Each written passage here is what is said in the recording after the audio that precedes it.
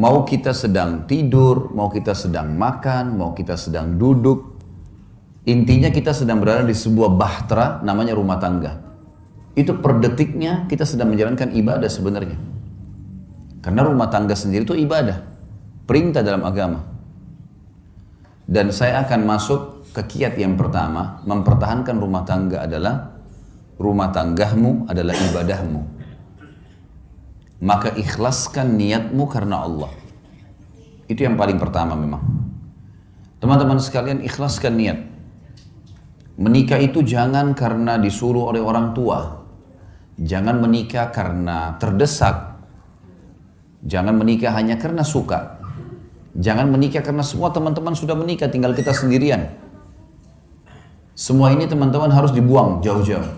Kalau Anda di sini yang hadir sudah menikah dan dulu salah satu penyebab nikahnya karena 4 hal atau 5 hal tadi yang saya sebutkan itu, maka detik ini diubah niatnya. Karena kalau orang niatnya hanya karena disuruh oleh orang tua, niatnya hanya karena teman-teman sudah terlanjur nikah, sudah terlanjur ada rasa suka, ya, atau semua teman-teman sudah menikah sementara kita belum, akhirnya terdesak harus menikah. Ini semua tidak dinilai ibadah. Memang harus diniatkan, saya menikah karena perintah Allah dan Rasulnya. Sebagaimana kalau saya sholat karena perintah Allah dan Rasulnya. Sebagaimana kalau saya puasa Ramadan karena perintah Allah dan Rasulnya. Saya haji dan umrah karena perintah Allah dan Rasulnya. Coba bayangkan kalau ada orang pergi haji, tujuannya dari awal niatnya adalah belanja.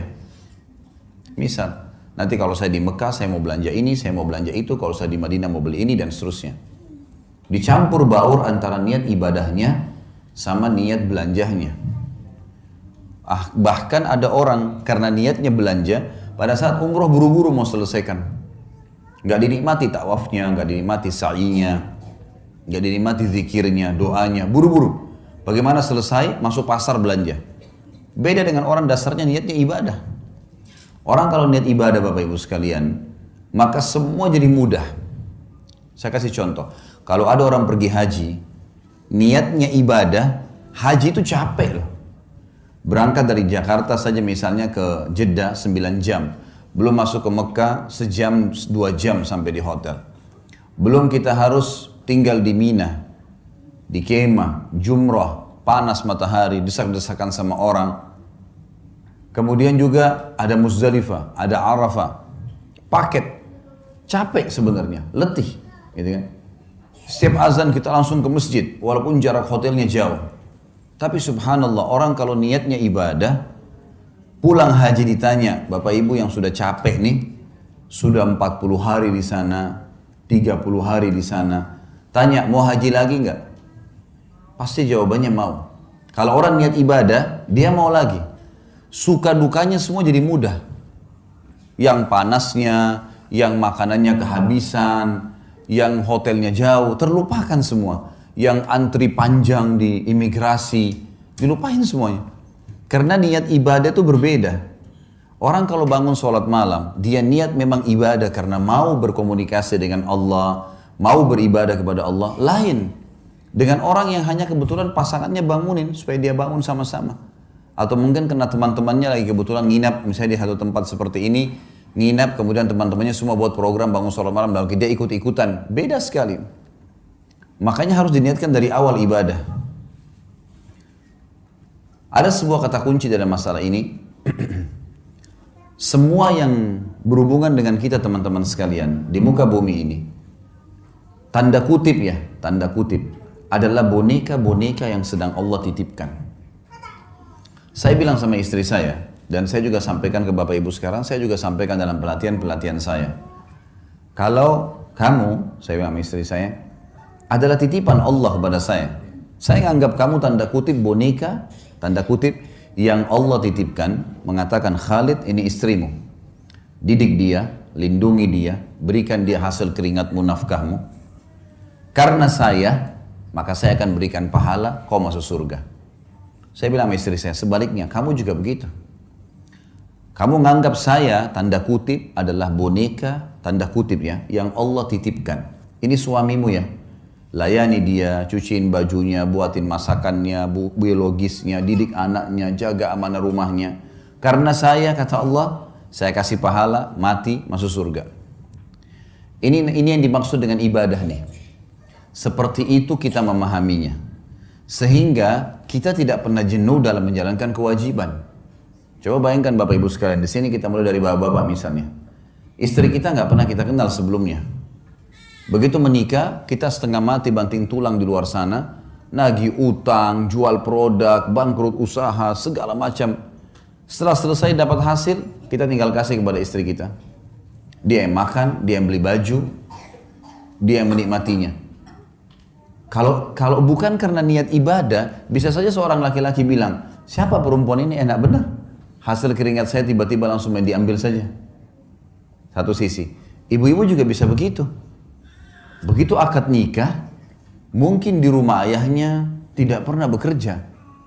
Tiba-tiba menikah, laki-laki yang tidak dikenal, cuciin bajunya, siapin sarapannya, layani biologisnya, segala macam. Hamil anaknya dia, spermanya dia. Kalau bukan karena ibadah, orang akan berpikir, siapa laki-laki ini? Gitu. Makanya sering terjadi pertengkaran-pertengkaran dalam rumah tangga kadang-kadang dengan hal-hal yang kecil saja, karena memang dari awal bukan niatnya ibadah. Kalau ibadah pasti akan berbeda. Karena kita tahu suka dukanya akan ada, makin berat sesuatu yang kita jalankan, maka kembali kepada hadis Nabi SAW. Nabi bersabda dalam hadis Bukhari Muslim, Inna idhamal ajri ma idhamal bala. Allah akan memberikan balasan yang besar sesuai dengan kadar beban yang sedang diberikan. Emang begitu? Beda pahalanya orang pergi sholat musim dingin, susah sekali kalau mungkin di negara Eropa yang lagi musim salju dingin, dengan orang yang pergi sholat cuaca lagi enak. Ada cobaannya, lebih besar pahalanya. Beda semuanya, Allah menilai sesuai dengan kadarnya. Kita menikah, ada cobaan, ada ipar, ada tetangga, ada mertua. Mungkin ada cobaan-cobaan dari mereka. Tapi kalau niat ibadah, kita akan laluin.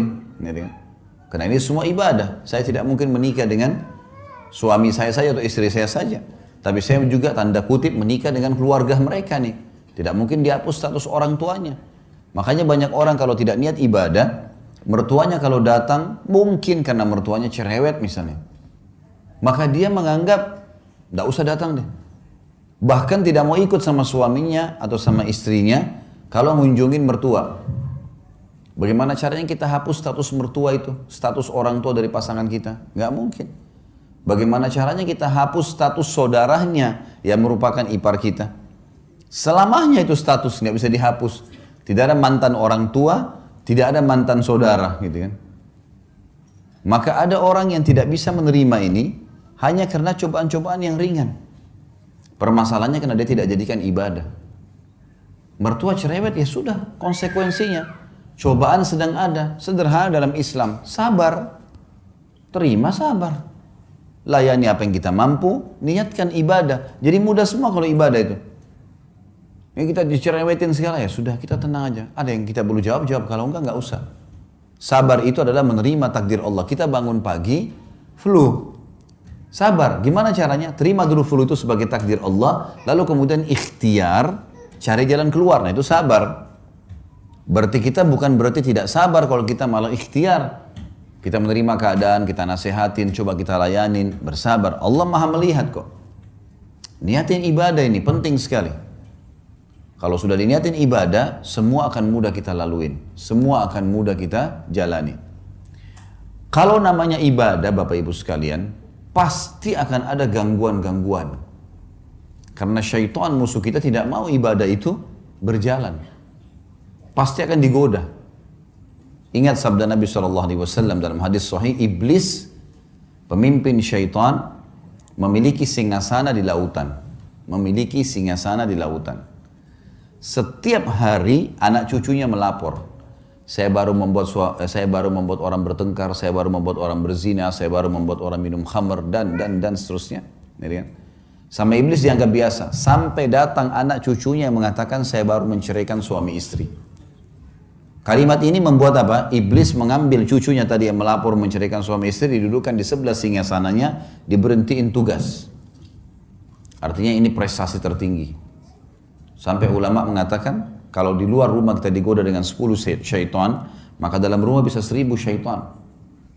Bisa saja, mungkin karena istri terlambat buatin minuman, sudah cukup si suami marah, meninggalkan rumah dan tidak ngomong 2 hari.